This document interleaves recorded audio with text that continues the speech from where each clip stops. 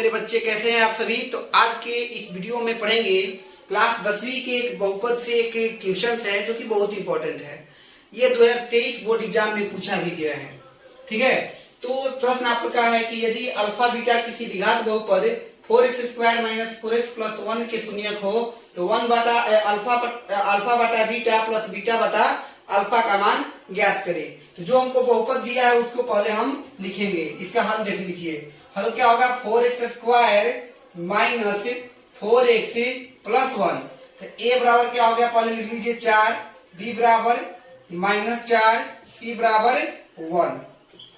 ठीक है, अब हमको ज्ञात करना है क्या? अल्फा बटा में बीटा प्लस बीटा बटा में अल्फा। तो जो हमको ज्ञात करना है उसको क्या करेंगे? पहले इसको हम सिंप्लीफिकेशन कर लेंगे, मतलब इसको पहले हम लोग बटा करके जोड़ कर लेंगे।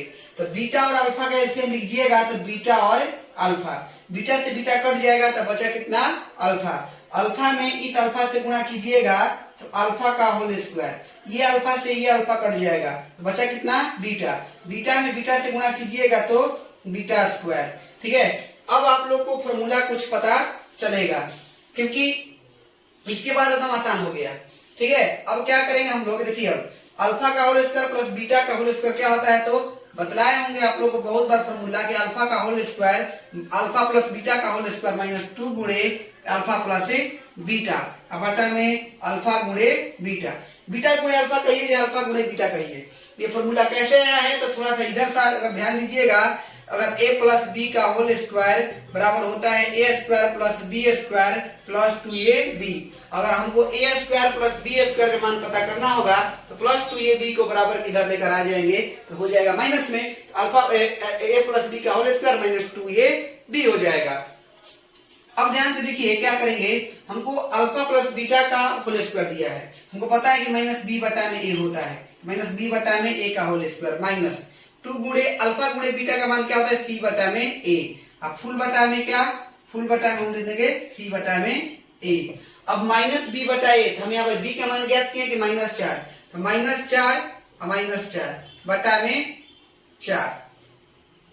ठीक है, अब देखिए ये माइनस तो माइनस कट जाएगा।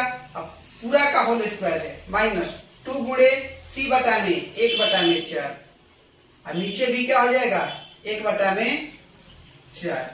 अब ध्यान से देखिए क्या करेंगे। अब ये 4 से ये 4 कट जाएगा तो बचा कितना नीचे में? 1। तो 1 के 2 बार गुणा कीजिएगा तो 1 ही होगा। ठीक है, अब माइनस ये 2 से ये 4 2 बार में कट जाएगा तो 1 बटा में 2 और नीचे में 1 बटा में 4। अब क्या करेंगे? इसके बटा में 1 छुपा है, 1 और 2 का एलसीएम लेंगे तो 2 और 1 से 2 -1 ऐसे करने आप लोग को बटा पर जोड़ाना चाहिए। ठीक है, 1 में 2 से भाग कीजिएगा तो 2 बार में कटेगा, 2 में 1 से गुणा कीजिएगा तो 2 बार में 2 हो जाएगा। अब फुल बटा 1 बटा में 4। अब ध्यान से देखिए 2 में से घट जाएगा तो कितना बचेगा? 1 बटा 2 और 1 बटा 4। अब क्या कीजिएगा?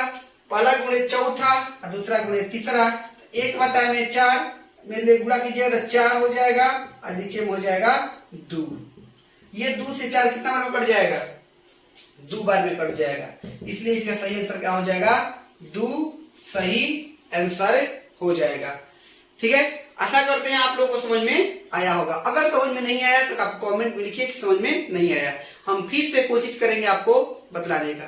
ठीक है, तो आज की वीडियो में इतना ही।